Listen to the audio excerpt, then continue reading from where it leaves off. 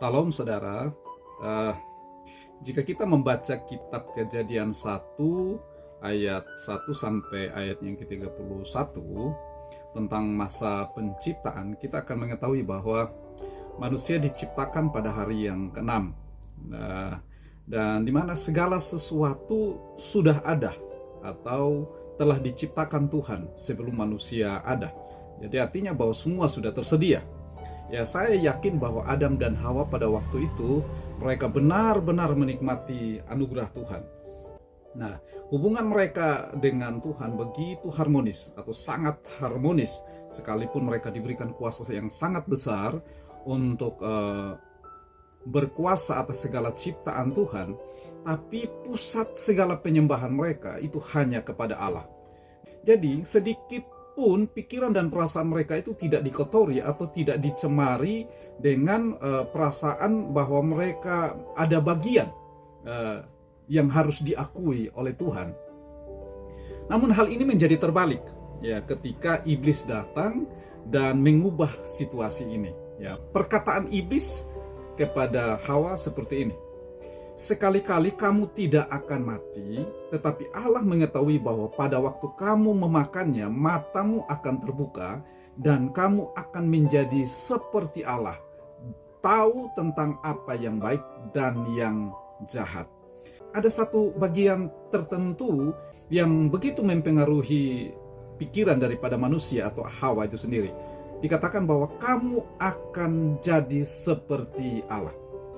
Nah, perkataan ini semacam memberi peluang atau kesempatan kepada manusia atau Hawa pada waktu itu untuk apa? Untuk diakui. Sifat yang ditanamkan oleh iblis kepada manusia pada waktu itu adalah apa? Yaitu kesombongan. Ya, sebab sifat yang sama ini, yaitu kesombongan ini, dia diusir dari hadirat Allah dan dibuang. Ya. Nah, sifat ini ditanamkan di dalam pribadi atau kehidupan manusia yang pertama atau kepada Adam dan Hawa ini. Sifat ini didorong oleh motivasi yang besar dari iblis untuk menyetarakan dirinya dengan Allah. Nah, harapan besar manusia untuk menjadi seperti Allah ini malah membuat mereka akhirnya juga diusir dari hadirat Tuhan. Hubungan mereka dengan Tuhan terputus, ya, yang membuat sehingga akhirnya Taman Eden yang harusnya menjadi tempat yang indah, hubungan mereka dengan Allah itu harmonis, indah, harus ditinggalkan. Ya.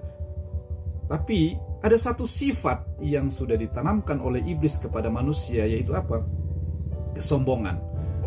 Kesombongan ini mencemari kehidupan manusia dan seluruh keturunannya.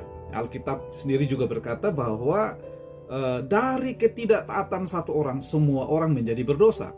Itu bisa kita baca dalam Roma 5 ayat 19a.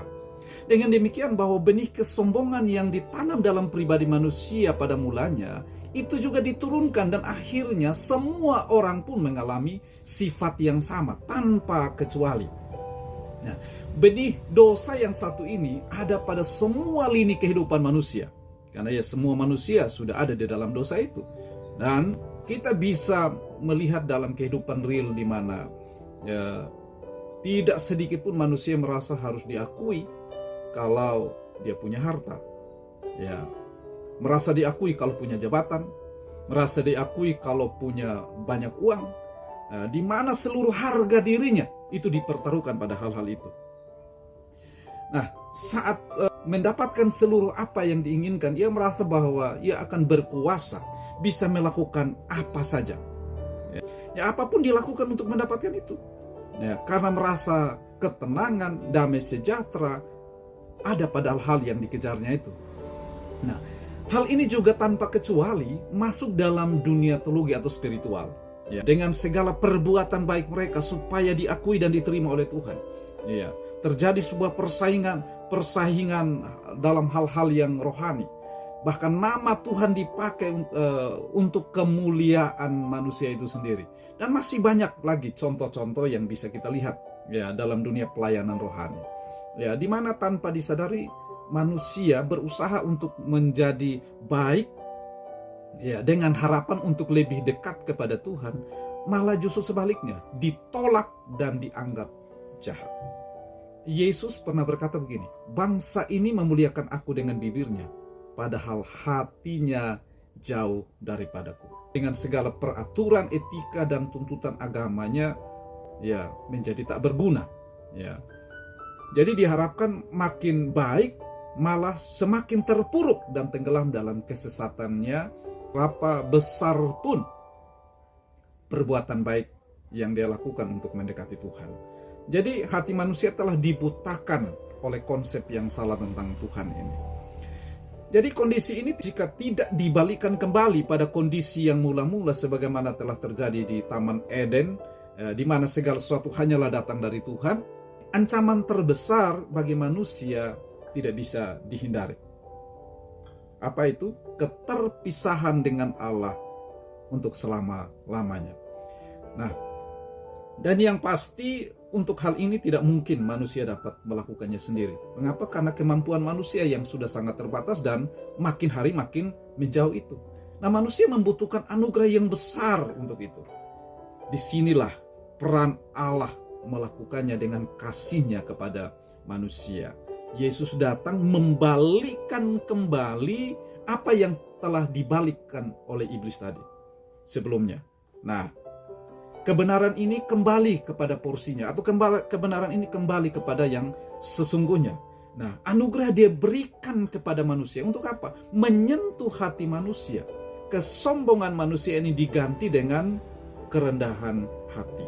Ya, fokus manusia ini kembali kepada Tuhan. Kesadaran penuh bahwa manusia bisa melakukan segala sesuatu ini didasari ada Tuhan yang memulai, bukan karena manusia. Sehingga manusia bertumbuh di atas anugerah yang diberikan, didasari sikap kerendahan hati, sebuah pengakuan bahwa hanya karena Tuhan dia bisa mengalami segala sesuatu. Bahkan untuk keselamatan dirinya itu hanya karena Tuhan. Jadi semua datang dari atas atau dari pihak Tuhan sendiri. Nah, Efesus 2 ayat 8 sampai 10 di sana dikatakan, sebab karena kasih karunia kamu diselamatkan oleh iman. Itu bukan hasil usahamu, tetapi pemberian Allah. Itu bukan hasil pekerjaanmu. Jangan ada orang yang memegahkan diri. Jadi tidak ada seorang pun yang bisa sombong atau punya alasan untuk bermegah dengan segala perbuatannya. Karena keselamatan atau anugerah itu datang hanya dari Tuhan. Semua dimulai dari Tuhan. Nah, dilanjutkan pada ayat 10 dikatakan, kita ini buatan Allah, diciptakan dalam Kristus Yesus. Diciptakan dalam Kristus Yesus artinya apa? Dibuat kembali dalam Kristus Yesus. Ditanamkan kembali sebuah sikap kerendahan hati. Karena anugerah menyentuh hati orang yang percaya itu atas kasih karunia itu. Nah, disinilah dia memulai sebuah pekerjaan baik. Dilanjutkan bahwa melakukan pekerjaan baik yang dipersiapkan Allah sebelumnya. Ia mau supaya kita hidup di dalamnya. Ya, kita hidup dalam pekerjaan baik itu, melakukan segala hal yang baik itu didasari oleh kasih karunia, didasari oleh kerendahan hati, didasari oleh pengakuan bahwa segala sesuatu dimulai dari Tuhan, keselamatan datang daripada Tuhan, dan segala kemuliaan hanya dikembalikan untuk Tuhan. Tuhan Yesus memberkati.